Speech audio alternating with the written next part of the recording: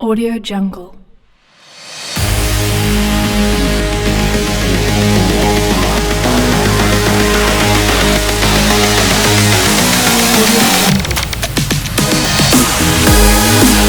बिस्मिल्लाहिर्रहमानिर्रहीम। Lecture number 8 boundary condition topic है हमारा आज का। तो हम इसको स्टार्ट करने जा रहे हैं। सेकंड लास्ट चैप्टर है हमारी चैप्टर नंबर 6 का ग्रिफिथ्स की बुक में, मैग्नेटाइजेशन। तो बड़ा ही मज़े का चैप्टर रहा है वैसे। तो ये भी काफ़ी मज़े का टॉपिक है। बाउंड्री कंडीशन छोटा सा टॉपिक है। मैंने इसको थोड़ा सा ना, इसकी फॉर्मुलेशन है उसको थोड़ा सा ओपन करके यहाँ पे नोटेड किया है।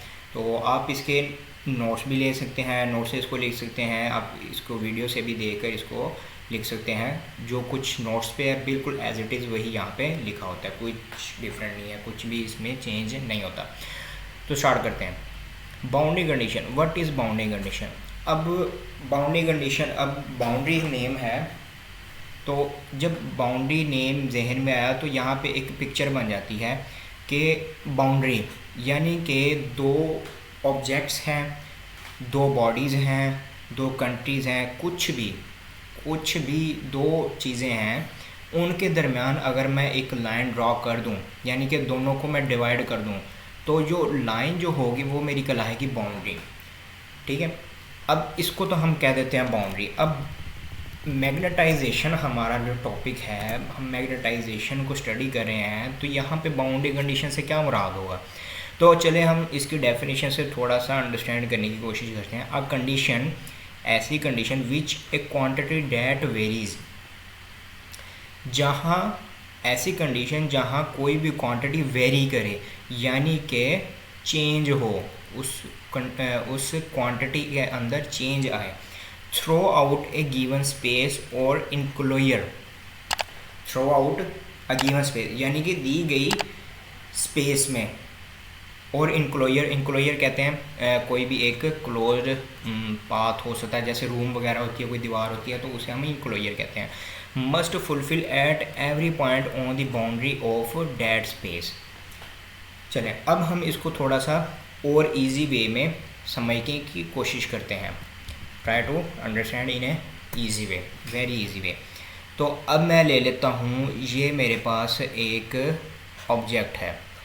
अब ये मेरे पास ऑब्जेक्ट है, यहाँ पे मैं बाउंड्री कंडीशन की बात करूँ, throughout a given space, given space के अंदर ये गिवन स्पेस है। ठीक है, अब ये मेरे पास स्पेस है, और इंक्लोयर यानी कि ये ओवरऑल ये जो बाउंड्री है, इसको मैंने नेम दिया हुआ है इंक्लोयर का।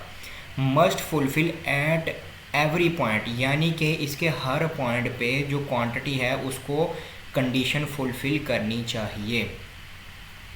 A condition which a quantity, अब इसके क्या मुराद हो गया। चलें अब ये मेरे पास एक ऑब्जेक्ट है जिसको मैंने मैग्नेटाइज किया है, जिसमें मैंने एक्सटर्नल फील्ड अप्लाई करके इसको मैग्नेटाइज कर दिया। अब इसको मैंने मैग्नेटाइज कर दिया है, तो इसके अंदर जो फील्ड है, इसके अंदर जो मैं कह देता हूँ कोई भी क्वांटिटी है वो वेरी कर रही है, यानी कि वो यहाँ पे उसकी लेंथ कुछ और है, यहाँ पे उसकी मेजरमेंट कुछ और आ रही है, यहाँ पे उसकी मेजरमेंट कुछ और, यहाँ पे कुछ और, यहाँ पे कुछ और रिज़ल्ट दे रही है, और यहाँ सेंटर पे कुछ और रिज़ल्ट दे रही है। यानी कि जो मेरे पास रिज़ल्ट आ रहा है हर बार हर पॉइंट पे वो रिज़ल्ट डिफरेंट आ रहा है, यानी कि वेरी कर रहा है रिज़ल्ट इस बाउंड्री के अंदर। तो इस बाउंड्री के अंदर रहते हुए जो मेरी क्वांटिटी है वो हर पॉइंट पे मेरी गिवन स्पेस के अंदर वेरी करनी चाहिए, और इसको फुलफिल करना चाहिए हर पॉइंट पे on the boundary of that space. ठीक है, समझना है इसको कि अ क्वांटिटी, एक कंडीशन, कोई भी कंडीशन जिसके मुताबिक, ठीक है, कोई भी ऐसी कंडीशन हो सकती है, कोई भी कंडीशन हो सकती है। तो ऐसी कंडीशन जिसके मुताबिक कोई क्वांटिटी है वो वेरी कर रही है किसी भी गिवन स्पेस के अंदर, तो गिवन स्पेस के अंदर तो वो चेंज हो रही है, लेकिन वो उस गिवन स्पेस के हर कॉर्नर पे, हर पॉइंट पे, हर जगह उसको फुलफ़िल करना चाहिए इस कंडीशन को। ठीक है, तो आई होप कि इस डेफिनेशन को अंडरस्टैंड कर लिया होगा कि बाउंड्री कंडीशन असल में है क्या चीज़। अच्छा, अब ये था बाउंड्री कंडीशन का थोड़ा सा इंट्रोडक्शन। अब magnetostatics, the magnetostatic boundary condition, the magnetostatic can be rewritten in terms of H and free current, यानी कि हम फ्री करंट और एच, अब इस एच को हमने क्या नाम दिया था, इस एच को हमने नाम दिया था एक्सिलरी फील्ड। एक्सिलरी फील्ड का यानी कि हमने एक नई टर्म इंट्रोड्यूस करवाई थी जिसको हमने नेम दे दिया था एक्सिलरी फील्ड का, वो हमारे पास है एच। एंड फ्री करंट, और फ्री करंट जो मैग्नेटोस्टैटिक की बाउंड्री कंडीशन है हम उसको एच एक्सिलरी फील्ड और फ्री टर्म की, फ्री करंट के टर्म में लिख सकते हैं। H above minus H below is equal to minus M above minus M below. अच्छा, अब मैं इसको एक शेप की हेल्प से समझाने की कोशिश करता हूँ। ये एम क्या है, एच क्या है, अप क्या है और बिलो क्या है। अब यहाँ पे मैं अगर एक स्पेस ले लूँ, कोई भी एक रैंडमली मैं यहाँ पे ऑब्जेक्ट ले लेता हूँ और उसके अंदर मैंने एक छोटा सा, एक टाइनी सा पिल बॉक्स ले लिया। अब ये स्पेस है, मैं इसके अंदर मैग्नेटाइजेशन का जो फिनोमेना है उसको चेक करना चाहता हूँ कि इस जगह पे, ये जो जगह है यहाँ पे करंट क्या है, यहाँ पे ये मेरा एटम जो है मैग्नेटाइज हुआ है, तो यहाँ पे मैग्नेटाइजेशन की जो मेजरमेंट क्या आ रही है। तो मैं क्या करूँगा, यहाँ पे जो एम होगा ये अबव होगा, क्योंकि मेरे पास जो ये जो मेरे पास ऑब्जेक्ट है, एक इसकी अपवर्ड सरफेस है, ये अपवर्ड है और ये एक डाउनवर्ड। ये कर्ल को ये नहीं देखना कि अगर कर्ल नीचे है तो ये मैंने इसको डाउनवर्ड कर दिया। वैसे मैं कह रहा हूँ कि एक इसकी सरफेस, अगर हम हाथ को देखें, एक सरफेस अबव है और एक सरफेस बिलो है, तो मैं एक्सिलरी फील्ड को इस ऊपर वाली सरफेस को कहूँगा अबव और नीचे वाली फील्ड को इसको कहूँगा बिलो। ठीक है, तो ये है असल में auxiliary field above minus auxiliary field below, और ये magnetisation above minus magnetisation below. तो ये वही उसको दोबारा रीराइट कर दिया, H double slash above minus H below and K F cross N. अब ये के एफ क्रॉस एन क्या है? In the presence of materials की मौजूदगी में these are some time more useful than the corresponding boundary condition on B. यानी कि अब मटीरियल कौन से होंगे? मैग्नेटाइज मटीरियल यही होंगे ना, ये मैग्नेटाइज मटीरियल होंगे।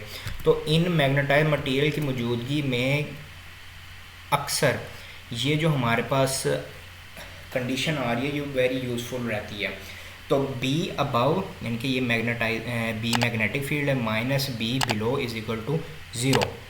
तो के एफ जो है ये असल में हमने इस बुक के 5 चैप्टर में वेक्टर पोटेंशियल चैप्टर है, उसके अंदर इसको करंट का नेम दिया हुआ है। तो के और एफ फ्री करंट है, क्रॉस एन ये उसी करंट का यूनिट वेक्टर है एन। तो चलें मूव ऑन करते हैं next. In terms of H Ampere's law reads thin pill box. In term of H यानी कि एच के टर्म्स में एम्पेयर्स लॉ को हम इस तरह लिख सकते हैं।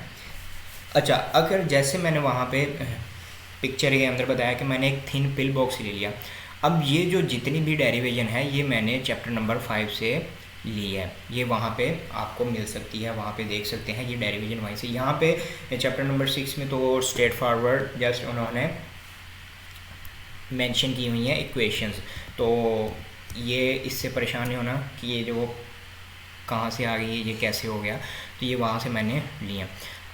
इन terms of H Ampere's law read thin pill box आ गया। ये मेरी इक्वेशन नंबर 5.74 है और ये मेरी 5.76 है, ये दो इक्वेशंस हैं।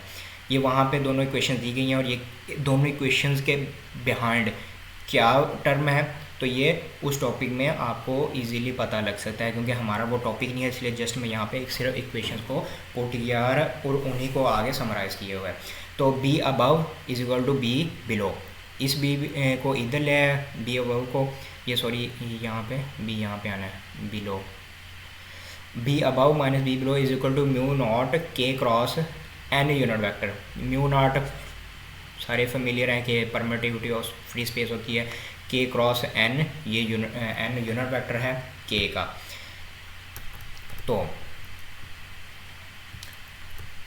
अब component of B that is parallel to surface perpendicular to current, जो कंपोनेंट है ऑफ बी का जो कंपोनेंट है, बी का कंपोनेंट कहाँ पे, ये जो पिल बॉक्स है, ये जो मैंने यहाँ पे पिल बॉक्स लिया था, अब ये जो पिल बॉक्स लिया हुआ है मैंने, ये आधी सरफेस इसकी ऊपर है, ये नीचे है और ये ऊपर है। अब इसके अंदर जो बी है कंपोनेंट है, बी का एक कंपोनेंट है इस पिल बॉक्स के अंदर, that is parallel to surface, यानी इस सरफेस के पैरेलल है ऐसे, यानी कि बी होगा और ये सरफेस ऐसे है, ये सरफेस है और ये पी है, ये दोनों एक दूसरे के पैरेलल है, लेकिन करंट के परपेंडिकुलर है, यानी कि करंट ऐसे मूव कर रहा है और बी इस तरह है। ठीक है, तो ये थोड़ा सा इसमें कंफ्यूज नहीं होना। ये तो आगे क्या है, आगे मेरे पास ये इक्वेशन आ गई, B above minus B below is equal to mu naught K cross N unit vector. ये वही रिजल्ट है जो कि फाइनल हमारे पास आया है in the form of generalised term. ठीक है, तो ये थी तो ये था थोड़ा सा ओवरव्यू इसका बाउंडिंग कंडीशन का, कि बाउंडिंग कंडीशन में कौन कौन सी टर्म्स यूज़ की हुई हैं और कहाँ से आई हैं और बाउंड्री कंडीशन क्या है। तो आई होप कि आपको समझ आ गई होगी। तो इंशाल्लाह मिलते हैं नेक्स्ट लेक्चर में। अल्लाह हाफिज़।